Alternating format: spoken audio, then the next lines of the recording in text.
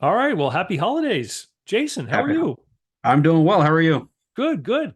So, what are we talking about today? A roofing company. A roofing company. Yes. I'm looking at a company here in on the West Coast that um, is a couple hours away. I want to put an operator in place. Still going to be pretty active in it, but more on the management level. And this is my first business. So as I'm looking at it, some of the overall questions that I have are, is this a good deal? I've done the numbers; they look good, but there's a lot of play in the multiples, and there's a lot of play. There's a lot of other factors that kind of come into it. I was having a really hard time finding a buy side broker. So Yeah. I ended up taking your business buyer advantage course, which is an excellent course. That was a really good kind of get you set up. But I do still have a little bit of hesitation when it comes to um, everything that combined comes together. Yeah. So, And so let's talk about buy side broker because sure. there are a few business brokers out there who will do some work for buyers, but in Mhm. general, that's just not a thing. It's not Like a thing, right? it's very small. Like most most of the time, business brokers will be engaged by a seller to sell their business, and Mhm. depending on where you live, those brokers will have different sets of obligations to buyers.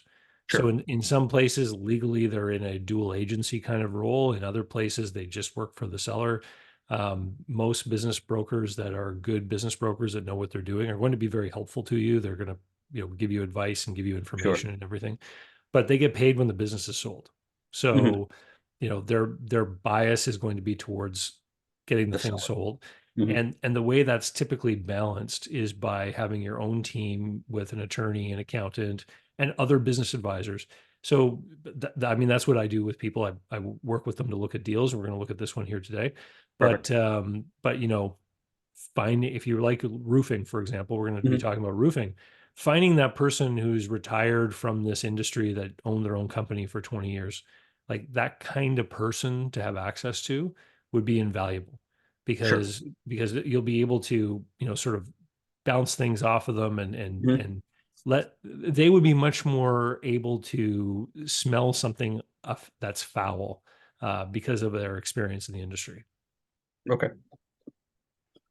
Yeah, I do have a couple of I'm not going into this completely cold. I do have a couple of friends and stuff that are in the industry. Um the business I'm looking at is a couple hours, like I said, is a couple hours away from me. And they're all local as well. So they're not going to want to they're not going to want to be project managing for that company, but for an advisement, that's a good idea Yeah. to get in with them. So, you want me to share what you sent to me, the Uh, Excel sheet? yeah, sure. Okay. So let me put this up on the screen. And this is from the deal analysis tool that's in Business Buyer Advantage. And so you sent it over to me. I made a few adjustments to it. Okay. So you had put in 21 and 22. I put in 19 and 20 as well. Okay. And the reason is that we want to have as much data as possible because we're going to be looking at some trends with this business. There's another thing too here. You had indicated some undeclared cash sales, and we're gonna leave that for a bit. We're gonna look at Okay. this without that component at first. Okay. Um, so when I had all this information put in here, one of the very first things I always look at is I look at cost of goods sold, the direct costs of serving the customers. Hmm. And you'll see here that there's no salaries and wages Right. indicated in this business. There's just a compensation of officers. Right. And in the broker's sim, they put in the wages every year. So in 2020, it was 70,000. And then I put 70,000 here. This is the adjustment column to make it zero, uh, Okay. because this template is going to work towards that seller's discretionary earnings. But there's no salaries and wages. And that would be pretty common for a business like this because Hmm. accountants would put that in the cost of goods sold. So if we're going to assume that the cost of goods sold here is both labor and material, Mhm. okay, I looked up a guide that I have access to. It's got Okay. some good benchmarking information. It's called Business Reference Guide, and it gave me a figure for common material cost and common labor cost for this industry, and I just Okay. added them. So when I added them, it came up to 67.3%. And here you can see in this template that in 2019, this business had exactly that average, Okay. 67.3%. And then in 2020, it jumped to 78.8. And if you recall, in 2020 with the lockdowns, all of the upset to the supply chain and everything, Mhm. price of materials went up. So this doesn't surprise me because he probably had quotes out there, and then all of a sudden it cost more for shingles, Right. right? And had to eat the difference. And he had to eat the difference. So, and then this year, when we get down to the bottom, had a loss. And then you'll see in 2021, his cost of goods sold came down to 71, still a little bit high. Mhm. And then in the most recent year, 2022, 69%, which is pretty close to where Pretty it good. should be. Mhm. Okay. Okay. So that's one of the first things I always like to see is are his costs in line with what is typical in this industry? And they are. And Okay. so, you know, with the extraneous conditions of 2020 and 2021 taken aside. Sure. So then we get down here and compensation of officers, this is what he's paying himself. And when you own a business, you can pay yourself whatever you want, right? Mhm. So he's paying himself 60, 70, and then $80,000 a year. Now, let me ask you this. You said you're going to put an operator in charge. Mhm. Are you going to be able to find someone for 80 grand? I looked at job postings out there, and they're around 72 to 85. So kind of right there in the middle. This is a higher end. Um, it is a higher end roofing company, so I might be a little bit higher at about 85 or so. Okay. And Mhm. so in your state, what are the source deductions typically that the employer has to pay? It's 7.5, I think. 7.5%. So Yep. just for anyone who's listening, when you have an employee, you pay them a wage and then you take off the income tax and send that into the government. But usually when there's, pension benefits and, old age security benefits and social security benefits, there's a portion that the employee pays, and there's another portion that the employer pays.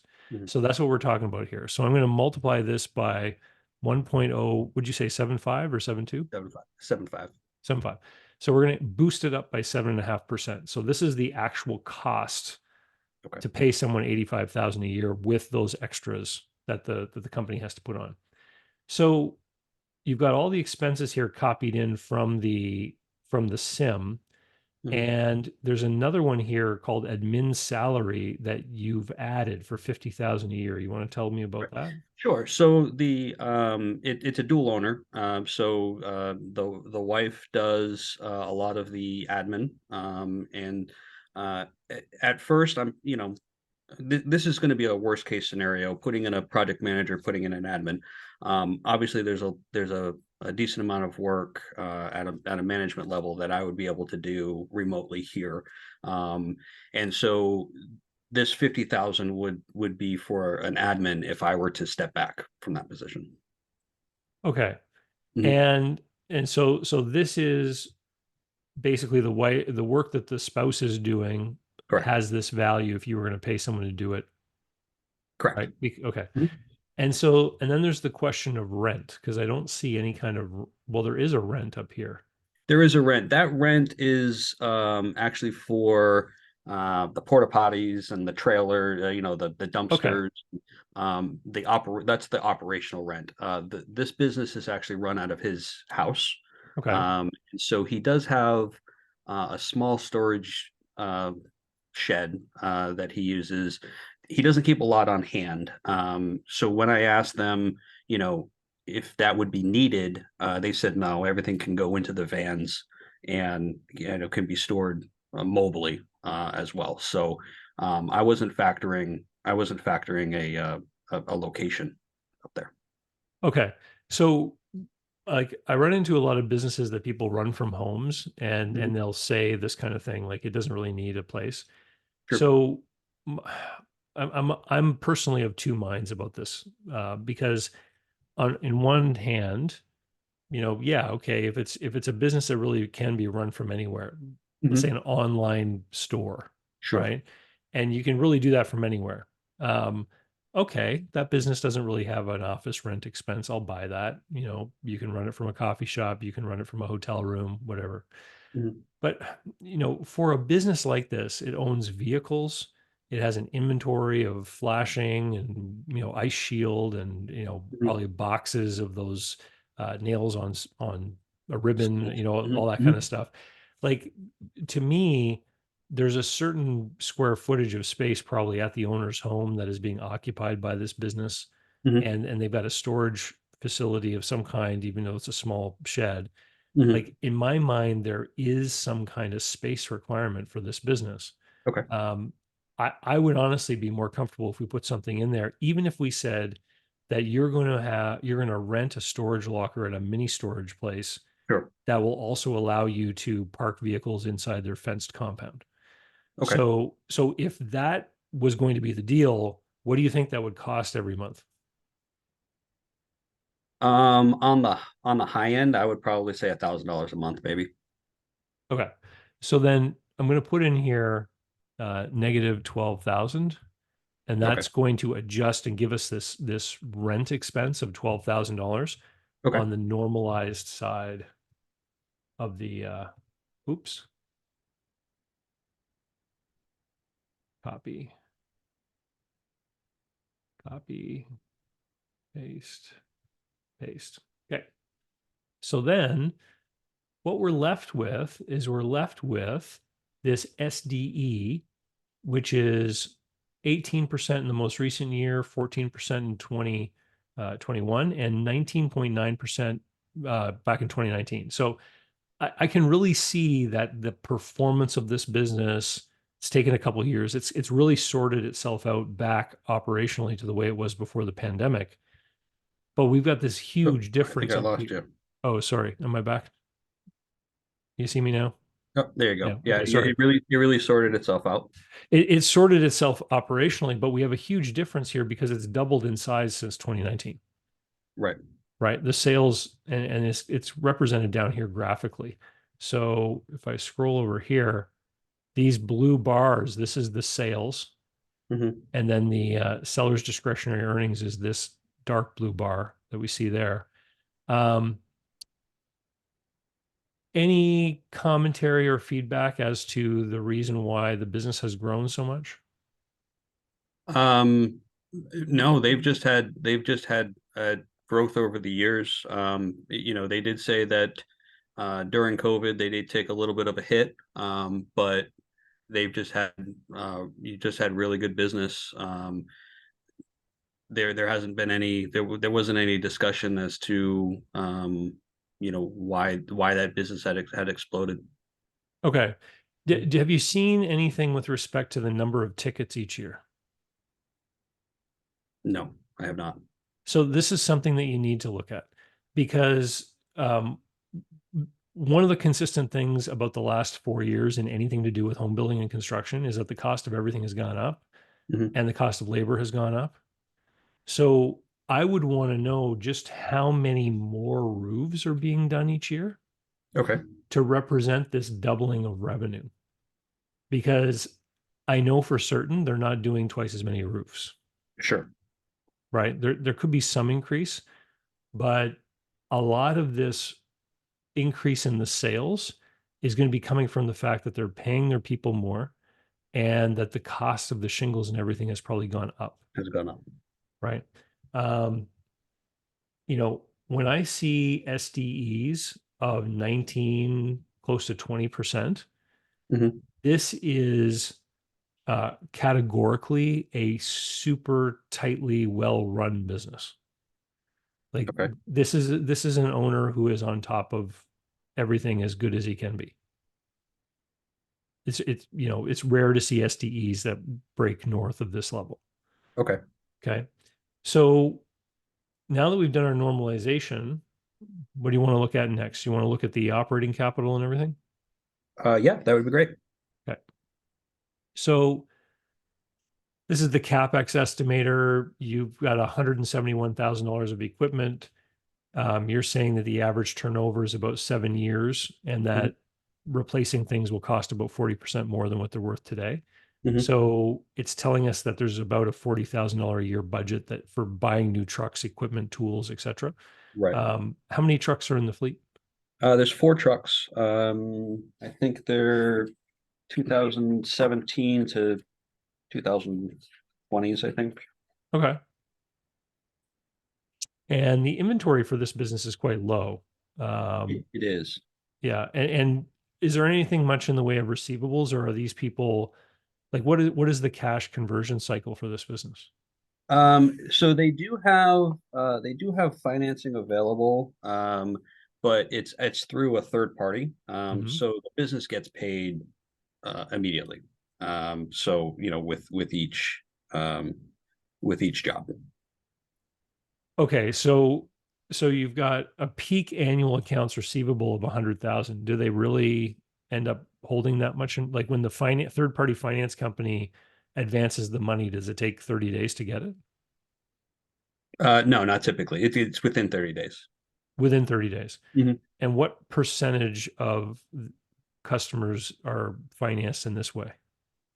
They said about 50%. Okay. Yeah, And they but the they do have a lot of cash sales that we were talking about earlier. You know that do pay right up front. okay, so people pay with a check or a credit card or Right. something. Mhm. Yeah, okay. So if 50% um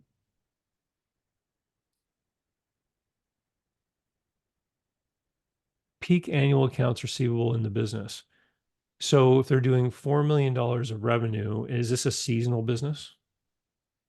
No, they do roofs year round. Okay. Their high side is the summer, but they need one good day to rip the roof off and seal it, and then they can shingle while it's raining if they need to. Okay. So if 50% of these roofs are being financed and the money is coming in 30 days, then that would imply, based on their sales level, that the average level of accounts receivable in this business is about $137,000. Okay. So that's taking half the sales and assuming it's going to take 30 days for that half of the money to come in. Okay. Um, and so um, I'm gonna change this to $10,000.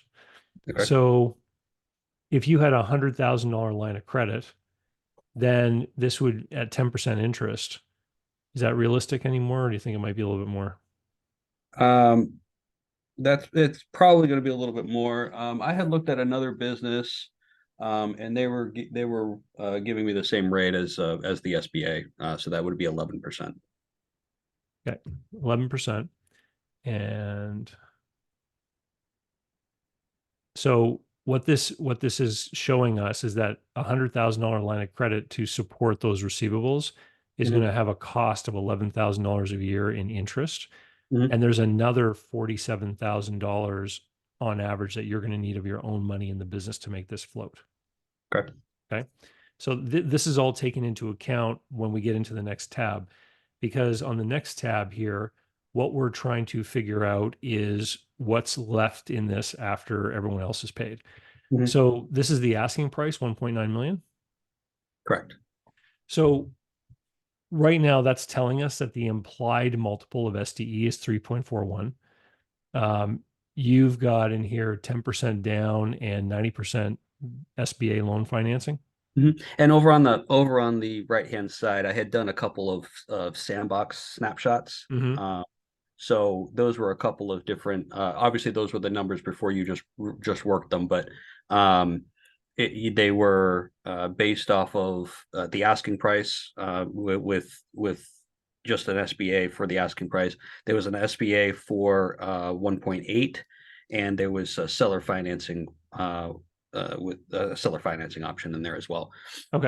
So the reason I had done it that way is, I have 180,000 funded, ready to go. So that's why I was playing with that 180,000 number. Okay. And we're going to play with this some more. I just want to walk people through it Sure. right now before we get into that discussion about the additional sales, as I prefer to term them. But Okay. so in this scenario here, you're looking at 190,000 of your money, borrowing 1.71 million. And we get down here and we can actually see the additional cash for working capital that's required. We can see what the payments are going to be, the seller's discretionary earnings based on the weighting. So what was the weighting that we had? We had 50-50 weighting between 21 and 22. And Hmm. that's where we're getting this SDE from over here. Okay. So once we pay the manager, which is going to cost 91,375, Hmm. we're left with an EBITDA of 465. We've got a debt service of $282,000. And that leaves us with a debt service coverage ratio of 1.65. So in my mind, that's too low. Okay. There's a lot of banks out there that will approve that, but I think that's too tight. We're also estimating almost $40,000 a year for capital expenditures to replace trucks and equipment Hmm. based on our estimate. So our earnings before interest and taxes are 426. We work out the interest uh, expense because we need that and the line of credit interest to figure out what the tax bill is going to be. Hmm. So the estimate here, you put in that the estimated tax rate is 21%. Can Right. you tell me where you get that? That was from a C corp, so just the federal tax rate of 21%. We don't Is have this income tax is this here. a C corp? It is a C corp. Okay. Well, So it will be a C corp. So I have a parent company that's a C corp. okay. That this will be that this will You're be. going to put this in. Okay. So this is going to have a corporate tax rate of 21%. Mhm. So based on the numbers here, you're going to pay $48,000 in taxes.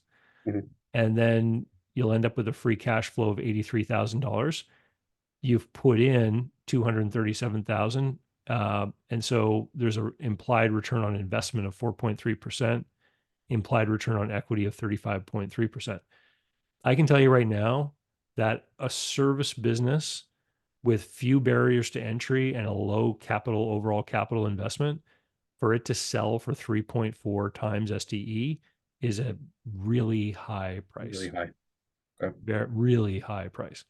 Okay. But let's talk about that other income because part of this whole calculation that you did was predicated on extra money, right?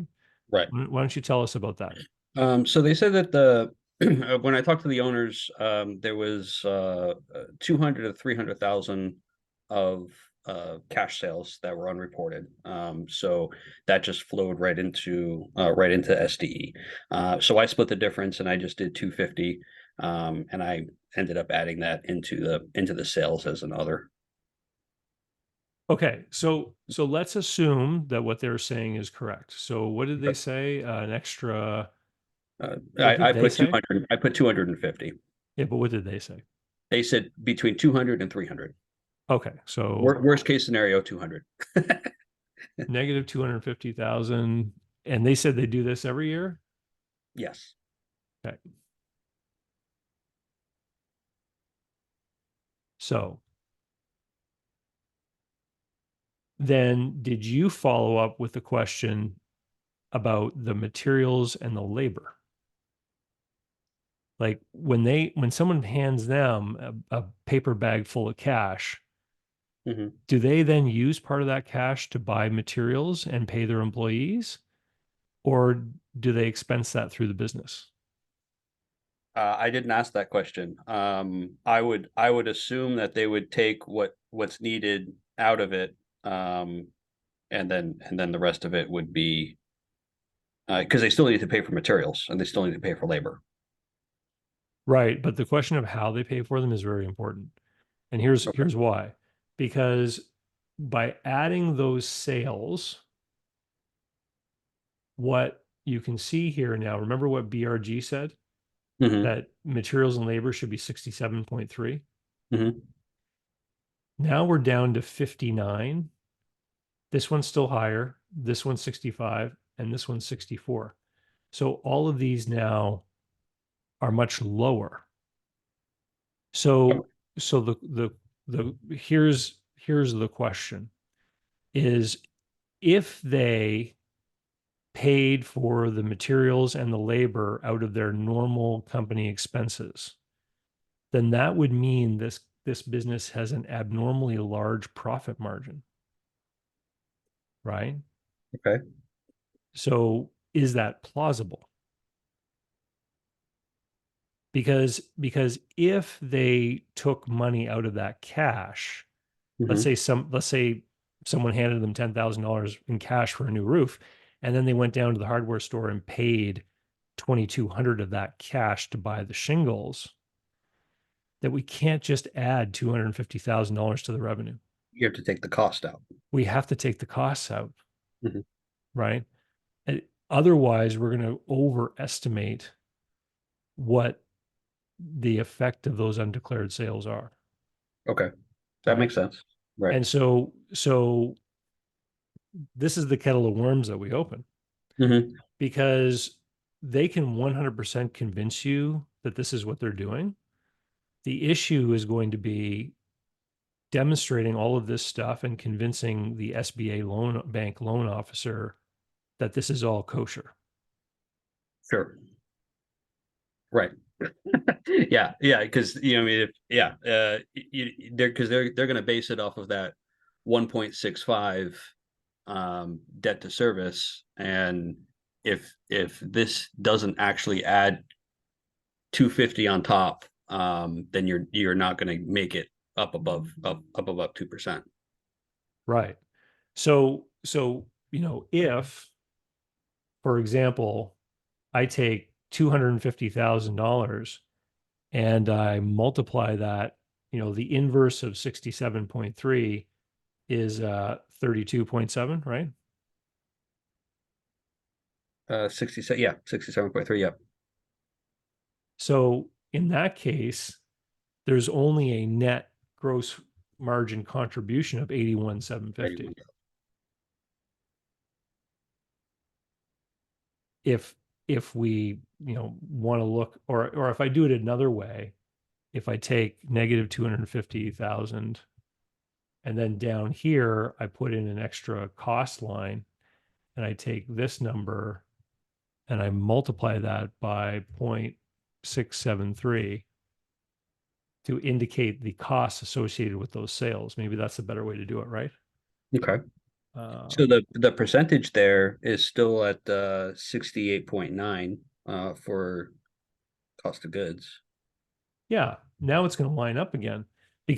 because what we're doing is we're saying if these cash sales are there and if they took part of that cash to pay the workers and the Hmm. materials, then this is the costs that go with it. So now our cost of goods sold lines back up with what we believe is standard for this industry, Okay.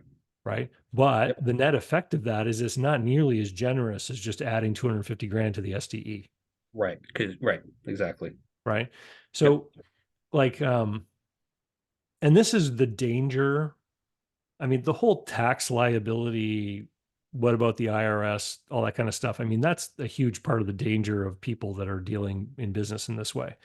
Sure. But when we go to buy a business that's doing this, Hmm. it opens up a whole new avenue of exploration and understanding to make sure, number one, we're dealing with someone who cheats on their taxes, Hmm. right?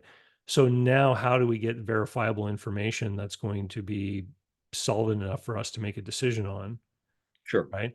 So let's go back over to the analysis template and see what it says now. So now, after we added, you know, the sales and the expenses, we're seeing that the implied multiple now is just below 3. Okay. Um, our debt service coverage ratio will have improved. It's now 1.94. But for a service business that has very few barriers to entry, Hmm. I still think that's way too expensive. Um, like earlier when I was doing some research in the BRG guide, Hmm. they have some summary data. And what they say is that for roofing businesses that do between 1 and 5 million in sales, they typically sell for 1.79 times SDE or 2.9 times EBITDA. 1.79 or what? I'm sorry. 1.79 times SDE or 2.9 times EBITDA. EBITDA. So for the purposes of this experiment, what I'd like to do is I'd like to take we're going to take these out. Okay. Uh,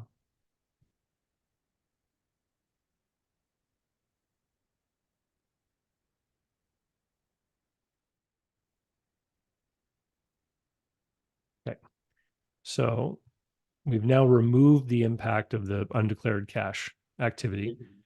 And I want to come up with something that's a little more reasonable. So let's get it, you know, if I reduce this, holy cow, 950,000 maybe. Let's make it a million. Now I'm at 1.8 times SDE.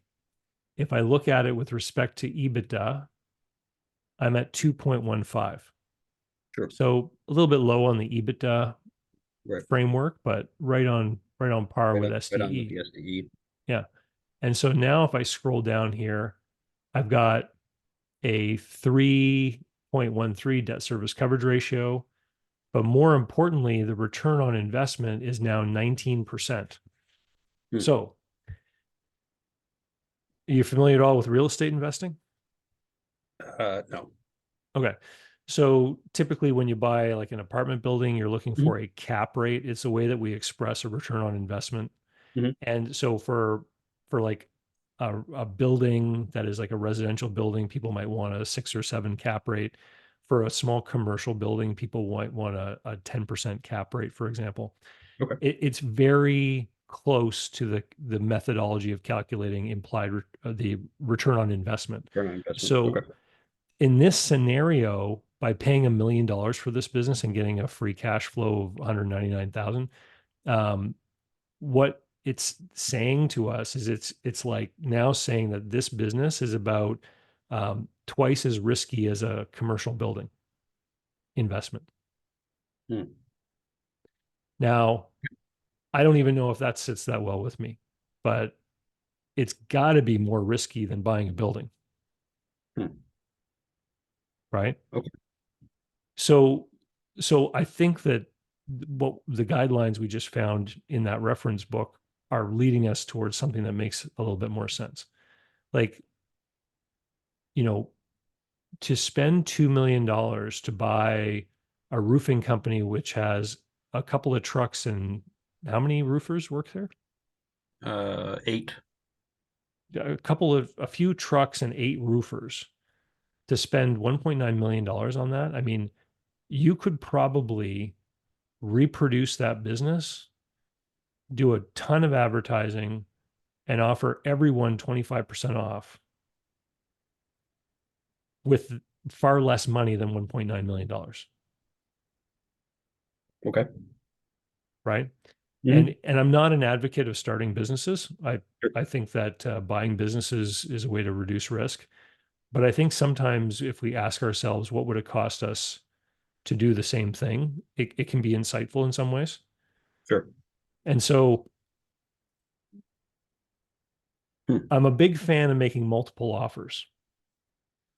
So one of the offers that you make on this business, I think, should be for $1 million, and it should be using an SBA loan because I think that that offer and the will be able to stand with the financial statements that have been provided, assuming the numbers we put into this system are normalized. So assuming there's no crazy add back stuff that the banker won't agree with, Sure.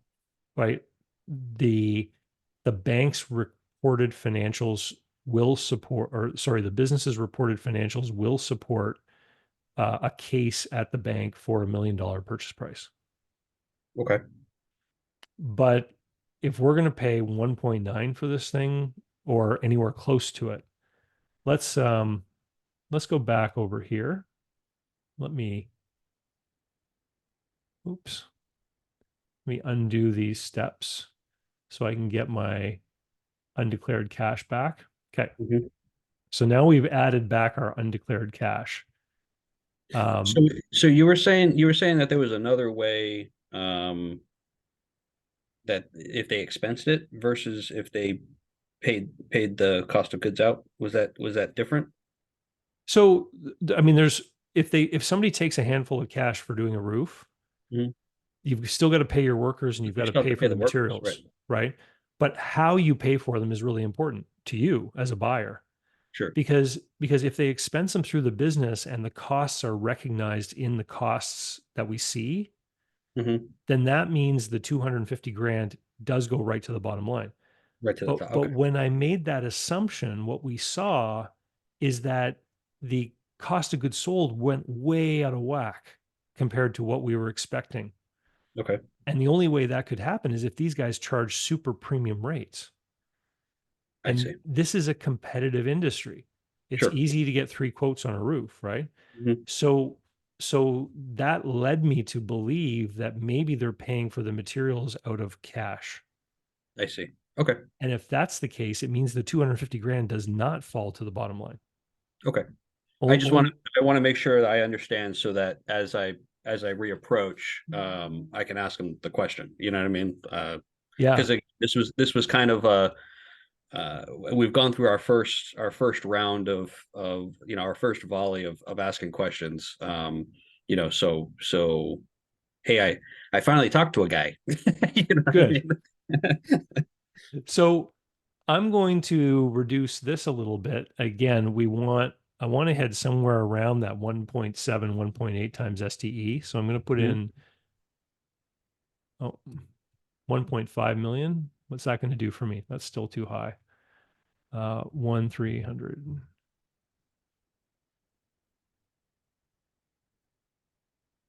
No. 1100. Okay. So maybe I'll put 1150. So that's 1.8. Mhm. So at 1.15 million, we're getting an 1.8 times SDE implied multiple. And again, we're at 3.2 debt service coverage ratio as a function of EBITDA. Free cash flows 244 grand. We're still getting that 20% rate of return. Mhm. But this scenario relies upon counting on the cash sales and assuming that some of that cash went to pay for the materials and the labor. Right. Okay. Right. So, so in this scenario, I mean, we're probably not going to be able to get an SBA loan. Maybe, maybe not. I don't know. But I think my second offer to him, if $1 million is the offer that is financed at the bank, I think my Mhm. second offer would be 1.15 or 1.2 entirely seller financed Mm. and subject to offset in the case of a material misrepresentation. You want him to warranty the Right. sales level that he is claiming based on those undeclared cash sales so that if it turns out it's not real, you've got recourse against him. Right. Yeah. Right. And that's in your LOI, again from the business buyer advantage class. Yeah. That is one of the light items that you have listed in there as a caveat. Yeah. It's always got to be there. Hmm. And in the formulation that let's put it this way, let's put uh 10% buyer equity and then seller note of 90%, zero bank. Um, the seller note is going to have to be over a longer period of time, Hmm.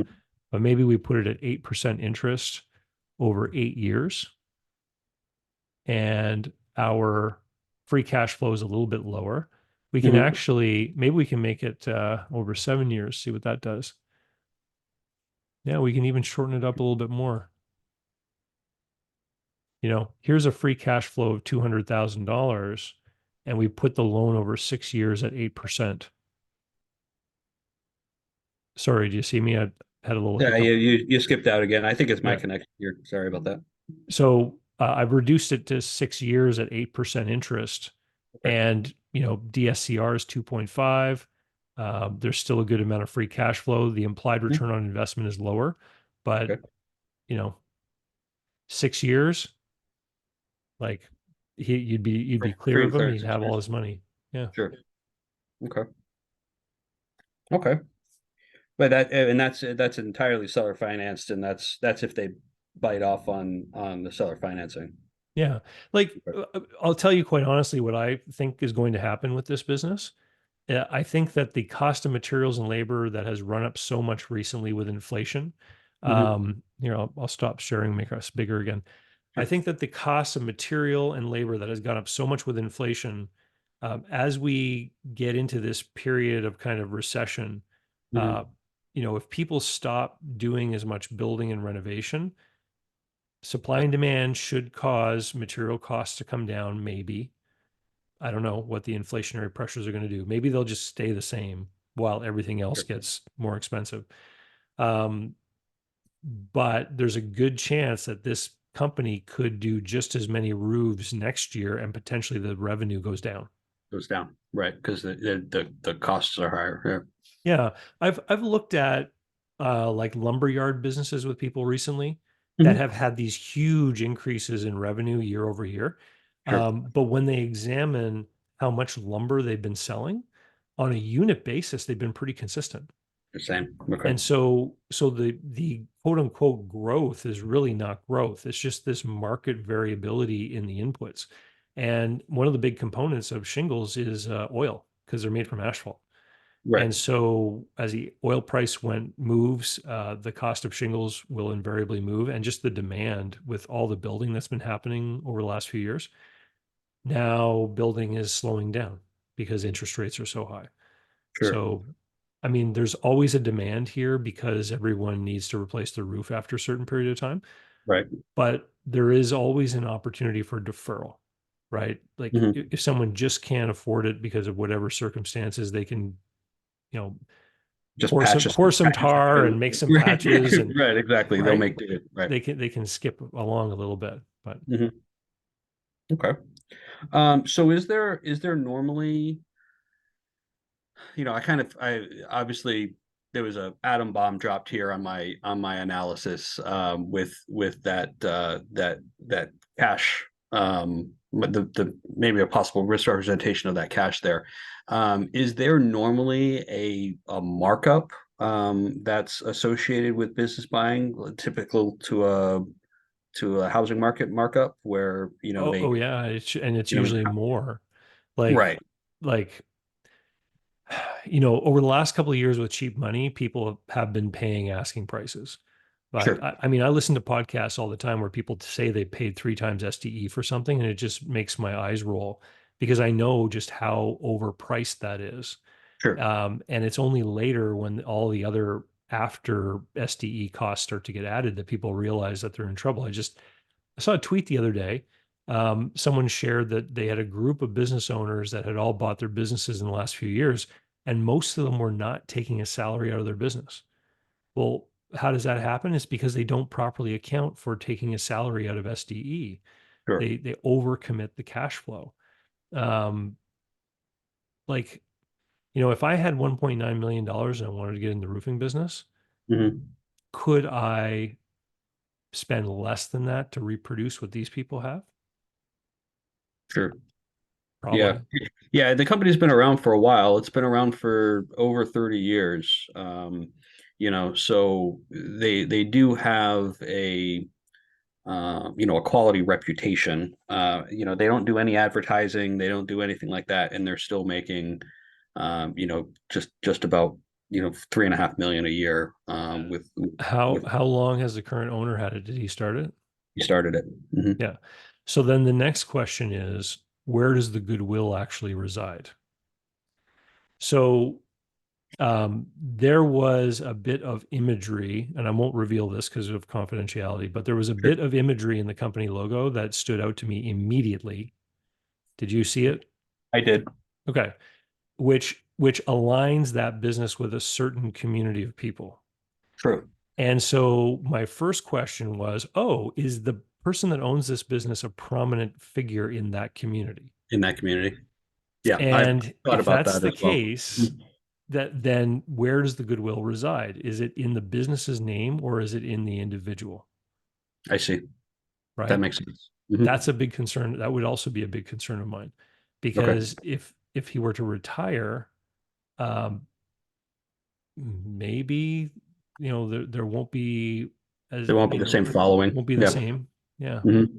That's true. Yeah, I did see that. Um I thought about that, and then I wanted to kind of take that I wanted to kind of take that away because I thought that people would kind of overlook that, but it is pretty predominantly on the logo there.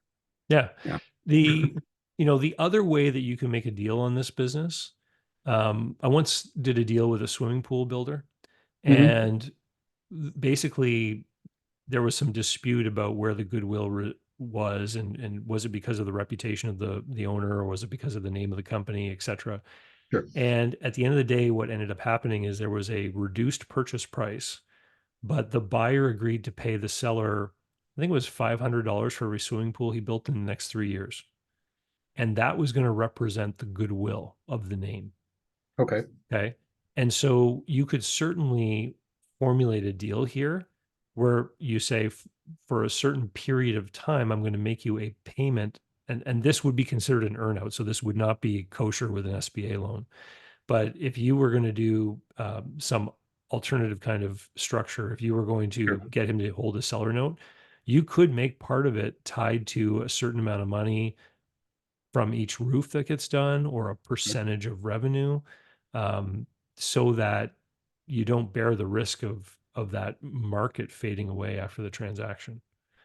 Okay. Like this is a pretty small business, Hmm. uh, with the number of employees that they have. Um, People are starting all the time. Three guys in a pickup truck, and they're out there doing Sure. roofs. And yes, there's value to the fact that the company's been around for a while. Hmm. I just question whether the value is really in the reputation of the gentleman. Or the business.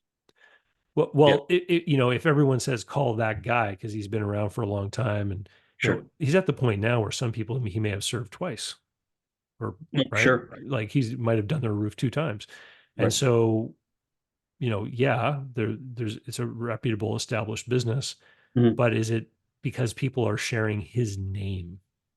That's the danger. Okay. Okay. And with him gone, the business might not stand the same way. Is that what you're getting at? Yeah. So, Yeah. and there's a couple of different ways that you can handle this. I mean, number one, if he holds a big seller note, then he's got a Mhm. vested interest in people liking you, Sure. right? And so, with a big seller note, he wants to collect on that note. He's going to be more open and encouraging, and if he is a big actor in that particular community, he's going to be more open to continuing to Advocate. promote the Yeah. business Hmm. and drive people there, and say good things about you, and the Sure. new manager is a great guy and all this kind of thing.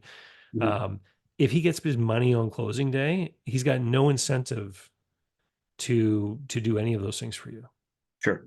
right? Right. Yeah, that's true. Yeah. Yeah. He just walks away, and that's it. Yeah, Yeah. yeah, Um, okay. Hmm.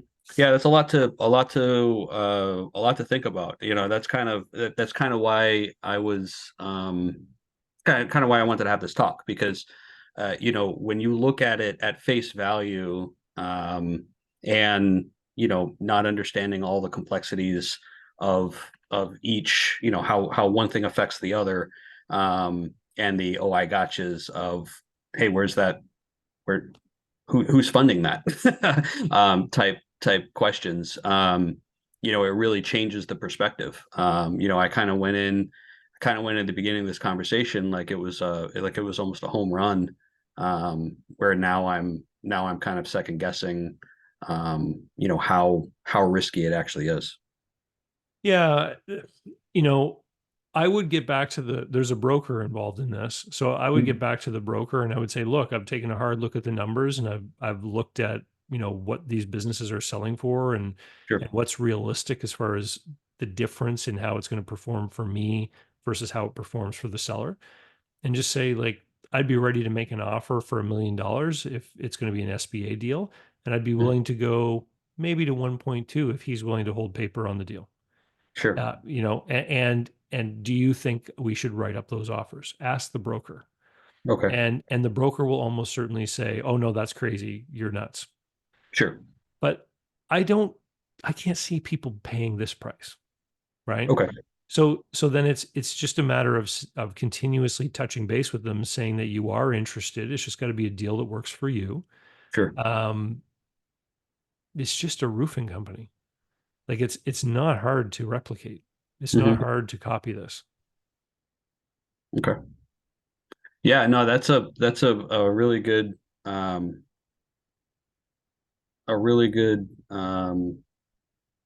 kind of synopsis of everything. Can we back up a little bit? So with the cost of goods, so the business reference guide said that it should be at 67.3. Hmm. Um, and so with it with it dropped low, you're saying that he's the price per product or the price per roof is too high. Is that how I'm understanding?